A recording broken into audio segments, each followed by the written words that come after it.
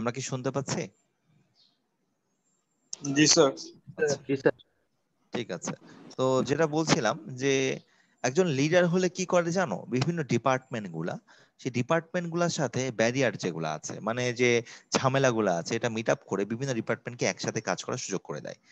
অনেক সময় দেখবো কোম্পানিগুলাতে তারা কি করে, একবার প্রোডাকশন টিমের সাথে মিটিং করছে, একবার কিউসি ডিপার্টমেন্টের সাথে মিটিং করছে, আলাদা আলাদা ম্যানেজার।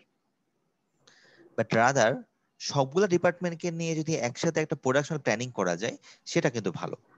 দ্যাট মিনস ওই টিমের মধ্যে তোমার স্টোরের সাপ্লায়ার, স্টোর ডিপার্টমেন্ট, তারপরে production department, quality department, R and D department, engineering department সবাই থাকবে, তবেই একটা সাকসেসফুল ইয়ে হতে হবে। এবং লিডারের কাজ এটাই যে সে কি করবে, সামনে থেকে তোমাকে সাপোর্ট দিবে, তোমার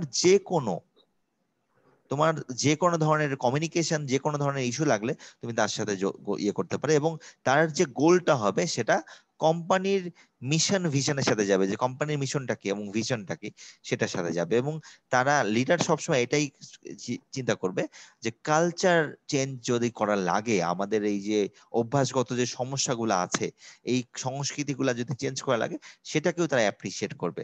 আর ম্যানেজার হলে বলবে এইটা তো 20 বছর ধরে আমরা করতেছি, তুমি আর করে এই কথা বলো। আনফরচুনেটলি সাকসেসফুল এরকম লিডার গুলা ইন্ডাস্ট্রিয়াল ইঞ্জিনিয়ারিং এর আমরা যে ইমপ্লিমেন্ট করতে চাই, এই জন্য কিন্তু এখনো অনেক প্রতিষ্ঠান তোমাকে সাপোর্ট দিতে চাবে না।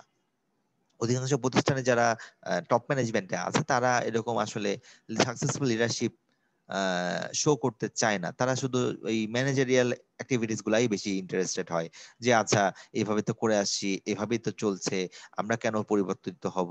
তো কিন্তু আমরা যদি টিকিউ ইমপ্লিমেন্ট করতে চাই, ডেফিনেটলি আমাদের ওয়ার্ক কালচারের মধ্যে পরিবর্তন আনতে হবে। কিভাবে পরিবর্তন আসবে? মানুষের ঘরে দোষ না দিয়ে প্রবলেম সলভিং করতে হবে, যে আচ্ছা হয়ে গেছে ফাইন, এখন এটা কিভাবে ঠিক করতে পারি, আমরা মিটিং করে চলো ঠিক করে ফেলি। ঠিক আছে? তো মোট কথা এই হচ্ছে মোটামুটি। ঠিক আমরা অনেক কথা বলে ফেললাম। এখন আসলে কিছু টুলস আছে, 7টা বা 8টা টুলস আছে। এই 7-8টা টুলস দিয়ে আমরা কিন্তু কি চাইলেই টিকিউএম এর আমাদের যে একটা কোম্পানির ডিফারেন্ট টাইপস এর প্রবলেম গুলা, সেগুলা সলভ করতে পারি। কয়টা টুলস এর কথা বলেছি? 7টা বা 8টা। 95% প্রবলেম সলভ করা যায় এই টুলস গুলা দিয়ে। তো এবং এই টুলস গুলার মধ্যে এক্সপার্ট টু এক্সপার্ট আসলে ভ্যারি করে, অনেকে বলে 7টা, অনেকে বলে 8টা। হ্যাঁ, তো এই 7টা 8টা টুলের মধ্যে নামগুলো একটু বলে দিই। Check sheet, stratification analysis, histogram, Pareto analysis, flow chart, cause and effect diagram বা Ishikawa diagram, scatter diagram and control chart. In addition ভাবে তোমরা মেবি চেকশিটটা পড়েছো, হিস্টোগ্রামটা পড়েছো, ফ্লো চার্ট না পড়লেও কন্ট্রোল চার্ট পড়েছো, মানে খুব সংক্ষেপে পড়েছো, বাট স্টিল তোমরা পড়েছো, তাই তো? না পড়োনি? জি স্যার। মনে পড়া হয়েছিল।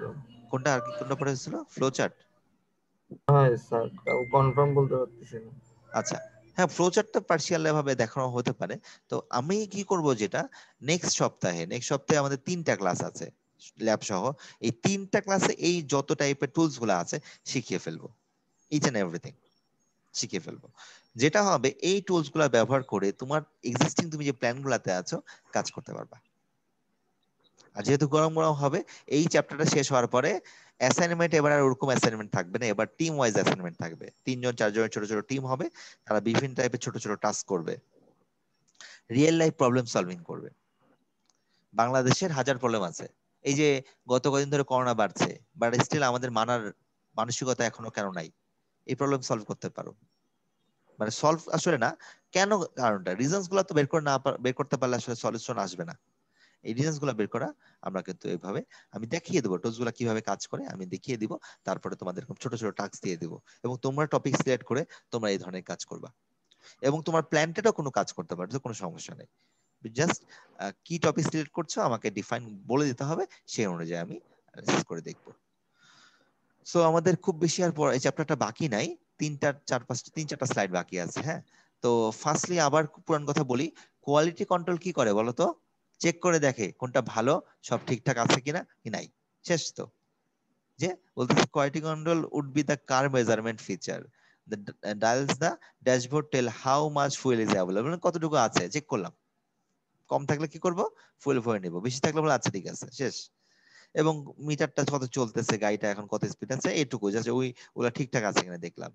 কোয়ালিটি অ্যাসুরেন্স কি করে, কাস্টমারকে একটা প্রপার ইনস্ট্রাকশন দিয়ে দেয়, যাতে প্রসেসটা তুমি যদি এইভাবে চালাও তাহলে তোমার কোনো সমস্যা হবে না। মানে গাড়ি যখন কিনো, গাড়ির সাথে একটা অপারেটর ম্যানুয়াল, বা গাড়ি শুধু না, যে কোনো প্রোডাক্ট কিনলে একটা অপারেটর ম্যানুয়াল দিয়ে দেয় না, ছোট একটা জি কাগজ স্যার। থাকে।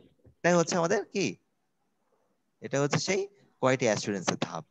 আর কোয়ালিটি ম্যানেজমেন্ট কি হবে, ইচ অ্যান্ড এভরিথিং, গাড়ির সাথে যে অপারেটিং সিস্টেম আছে সেই পুরো জিনিসটা তোমাকে প্রপার ওয়েতে জানতে হবে।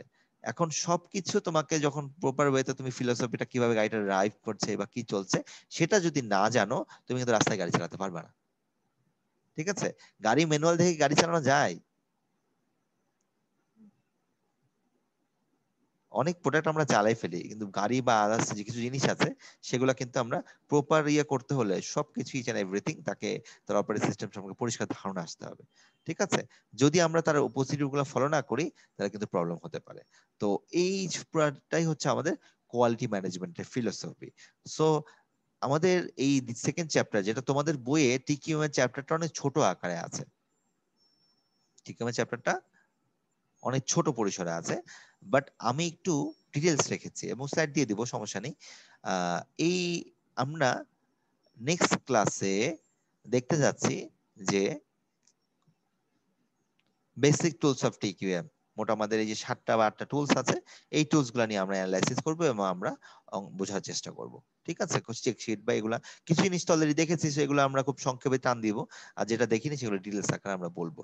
এবং নেক্সট সপ্তাহের আগে তোমরা ডেফিনেটলি বইটা ম্যানেজ করে ফেলো, নাহলে বোঝানো খুব কঠিন হয়ে যাবে।